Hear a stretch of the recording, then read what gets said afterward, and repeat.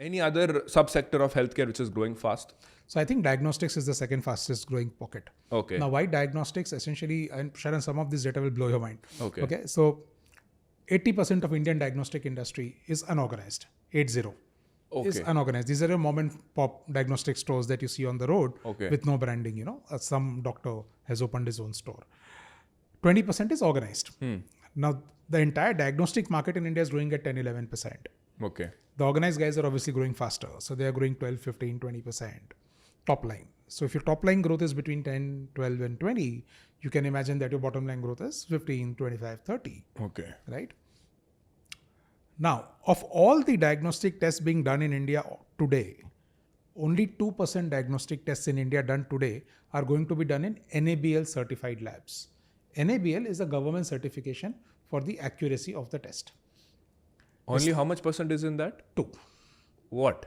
2% are properly doing it. So 2% of the tests are done in accordance of the SOP, which the government prescribes. Okay. And the government says that if you follow this SOP, I take the guarantee that your test results are accurate.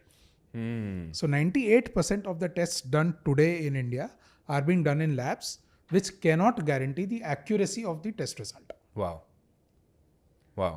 So one way to slice it is 20-80, organized, unorganized.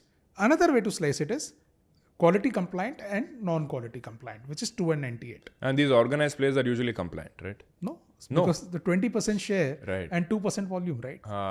They are also not properly compliant. Again, because if you go for the quality certification, it costs you money. And if it costs you money, you need to be able to charge higher to the patient. And the patient, if he cannot pay, then you would rather give him a non-compliant test. So what else? This is diagnostics. Anything else? And we have then the CDMO space in India, or rather the raw material space in India. Now, we discussed geopolitics before this podcast started. Today, China manufactures 80% of the raw material for pharmaceuticals. Okay. So when US and China were going at it with the tariff war, China pulled up a bargaining chip saying rare earth metals and rare earth magnets, right? Now US is trying to create an alternate vendor ecosystem for rare earth magnets and rare earth metals. They're supporting Ukraine or whatever, they think some minerals can come from there so that they don't have to look towards China as the only source for these materials. Another card which China has in its pocket right now is the pharmaceutical raw material card. 80% of the raw material of the world comes from China for the pharmaceutical industry. Okay. India has about 10% and Eastern Europe has 10%. So that's basically the entire 100%. Now, what is happening today is that the Western economies are telling their pharma companies, do not source only from China.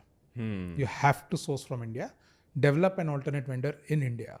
Okay. So that tomorrow, if China, they try to pull up that bargaining chip, we can look towards India and say, look, we are not going to buy it from China, we'll buy from you. Nice. And we can sort of reply to China. But today they can't reply to China at all. Now, India sells API worth about $4 billion. China sells about $40 billion.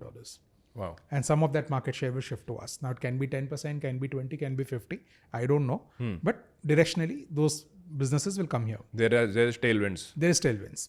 And all API companies in India, all without exception, all the raw material manufacturers in India have done a substantial amount of capex. Basically because their order books Because they know that this is going to happen. It's going to happen. So their order books have already gone up.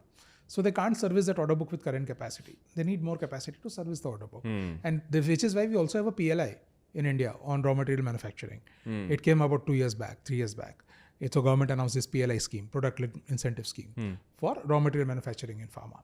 So that's the third pocket where we feel there's a lot of tailwinds in the sector.